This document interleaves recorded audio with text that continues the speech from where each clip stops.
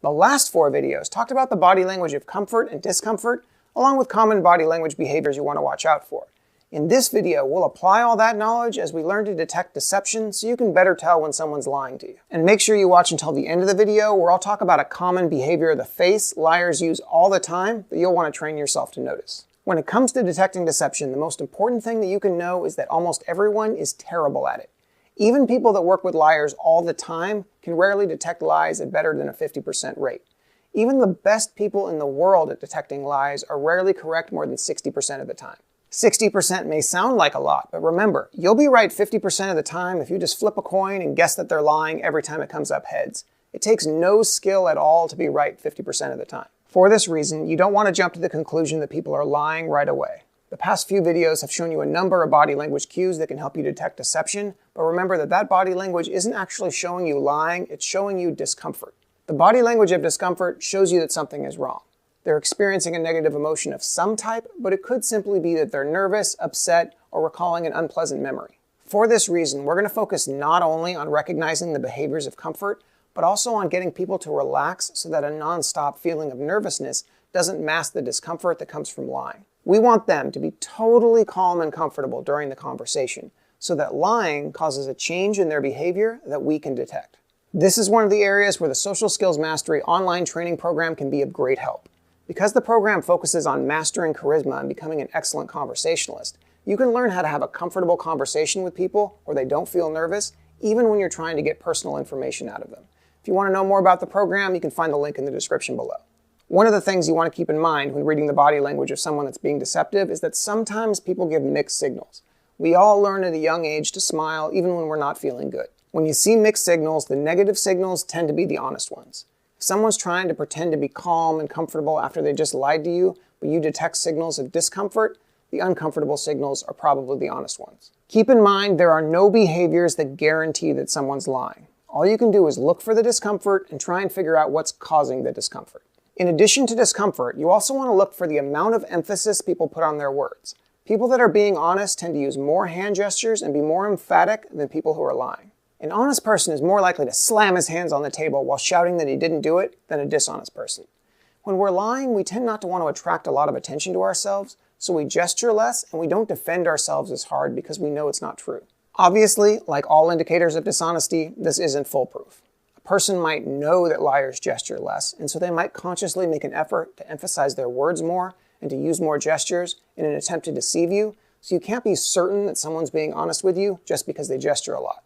You'll also want to keep in mind that the old adage that a liar won't look you in the eye is also false. If anything, they look you in the eye more than honest people, but more than likely that's just because they're trying to fool people who believe this. Because lying causes most people more discomfort than telling the truth, we want the person to be as comfortable as possible to start with so that the discomfort that comes from lying will be obvious. This is why interrogators ask questions to get to know the suspect before they ask about the crime. They want to make sure that the person has a chance to get calm and comfortable so that the behavior change when they lie is more obvious. Anything that makes them uncomfortable other than lying to you is only going to make it harder for you to detect their lies. For this reason, you want to ask your questions in a non-accusatory manner. You don't want them to think you suspect them or blame them. Don't act suspicious and be as non-judgmental as possible. If you make them defensive, it'll only be harder to detect deception. Avoid getting in their personal space and be as relaxed as possible. Ask for clarification in non-accusative ways. You might ask, "Can you tell me more about that?" Or, "Then what happened?" Or, "I don't understand. Can you explain that part again?" You want to come across as curious and interested, but not accusatory. The more you can get people to expand on the situation, the more likely you are to discover the truth. Comfortable people tend to have more open body language, and their behaviors and speech patterns tend to synchronize with you. If you're being calm and relaxed as you should be, and they're rushed or annoyed, that isn't a good sign. All the usual signs of discomfort that we talked about in the previous 4 videos still come into play. Pacifying behaviors like touching the face and neck, putting barriers between you two, like turning the chair around so that the back of the chair is between you two, or turning or leaning away from you are all signs of discomfort that could indicate deception. A decrease in the amount of physical touch a person gives you can be a big indicator, especially in romantic relationships where physical touch is normal. If the person refuses to touch you, or if they're holding your hand and suddenly pull away, that's an indicator that something could be wrong. Most people don't want to hold your hand when lying to you. Behaviors that feel out of sync tend to be dishonest. When you honestly say no, you tend to shake your head right as you say it. If there's a delay between saying no and the shaking of the head, it's more likely to be a lie. Likewise, if a person says no while shaking their head yes, this is also more likely to be a lie, though this behavior is most frequently found in children who just haven't learned to lie well yet. Facial expressions that are held too long are also frequently indicators of deception. Normally when you smile, frown, or look surprised, it's only for a moment. People that hold these facial expressions for what feels like too long are often being deceptive. Smiles of shorter than 2/3 of a second or longer than 4 seconds are often false smiles. Trust your feelings when evaluating these things. Body language is a universal language that we all speak. Honest behavior just feels right to us. When you see someone genuinely smiling, you feel like they're happy. When we see a fake smile, or someone says they're upset but they seem to be holding back a smile, something feels off to us. Trust those feelings. If somebody's body language doesn't feel real, then it probably isn't. When someone speaks with their hands out and palms up, they're trying to get you to accept or believe them, and so this is a common tactic people use when lying. When people shrug shoulders using just one shoulder or partially raising them, that's also more likely to be a sign of deception. If you see someone that's uncomfortable, don't be afraid to ask if something's wrong. Not all discomfort is because of lying. Perhaps they just had a big fight with their partner before you started talking with them. Or perhaps they're late for work and they're worried that this conversation with you is going to make them get in trouble. Perhaps they just really need to use the restroom. There are a number of reasons a person can be uncomfortable that have nothing to do with deception. So simply asking them outright what's wrong can help alleviate the problem while also building rapport between you two, which will help you get at the truth. If you're going to sit someone down for a conversation in which you look for lies, here are some things to keep in mind. First, you want to see as much of the person as possible. The more of their body that's visible, the more body language cues you can get. Second, expect some signs of nervousness and some pacifying behaviors to begin with. The reason why you want to make them comfortable and build rapport is to minimize these as much as possible.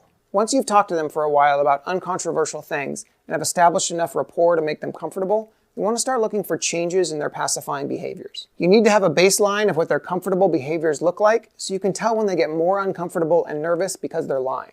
Third, when you ask a question, carefully observe everything that they do. If it's a question that they dislike, they'll likely show signs of discomfort as soon as you ask it. They might show tightness in their face or leaning away from you. Then, when they prepare to answer it, they might show other pacifying behaviors, such as touching the face, neck, or other parts of the body.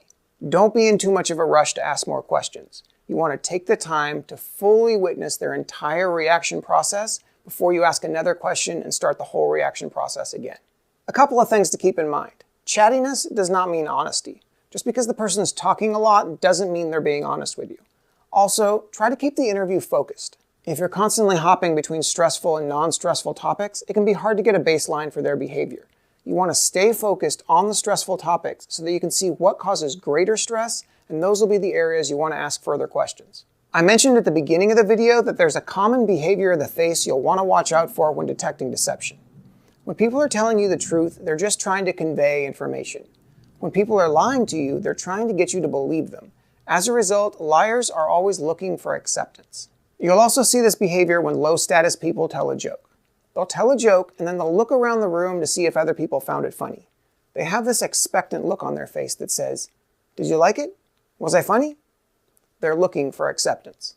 Liars do this all the time. They want to know if you believe their lie, so they look at their audience expectantly to see if the lie is landing and if they're being believed. They're not just trying to convey information, but instead are trying to convince, and so they'll look at you with an expectant look to see if they've convinced you. This is a handy behavior to pay attention to because not only can it be used for lie detection, it can also be used to detect romantic interest. When people tell a story or a joke, they often look at the person they're most interested in to see how they react. The person they're most trying to impress is often the target of their romantic interest. You can use this to see who likes who and also to see if someone's trying to impress you. Likewise, if you want to come across as higher status and not look like someone that's just trying to impress others, you'll want to avoid this behavior. Tell your story or joke, laugh if you find it funny, but don't scan your audience or the person you like to see their reaction. Doing so makes you seem lower status because it makes it seem like you told the story just to impress others and not because you enjoyed it and wanted to share it. If you find tips like this helpful, make sure you're subscribed to the channel as I try to put valuable tips in my videos so that they're not just informative but actually useful in your day-to-day life. And if you really want to take your body language and lie detection skills to the next level, make sure you check out the Social Skills Mastery online training program in the description below. In that program, I have a video that'll teach you how to get people to open up when their body language isn't matching what they're saying. You'll also learn a master interrogation technique that will get people to tell you the truth even when they really want to hide it from you. And as always, there are exercises designed to help you master these skills. The Social Skills Mastery online training program isn't designed just to be entertaining like a YouTube channel. Instead, at the core of the program are the exercises designed to help you get better and better at dealing with people every single day. That's why, in addition to over 100 videos, the program contains 80 exercises designed to help you master human interaction in a way you never thought possible. So if you're ready to change your life for the better and improve every aspect of your social life, including your romantic relationships, your friendships, and the way you deal with your boss and coworkers, make sure you check out the link in the description below. The program has over a dozen exercises dedicated to helping you master body language, and there are also links for 3 great books in the description below if you really want to dive deep into this topic. I hope you found this series fun and informative. Make sure you like the video if you haven't done so, and leave a comment letting me know of any other topics you'd like to see me cover. I created this channel as an opportunity to help the community, so I take your suggestions very seriously, so don't hesitate to tell me what you'd like to see. I have some really interesting videos in the works, so make sure you come back soon so you don't miss anything, and I will see you in the next video.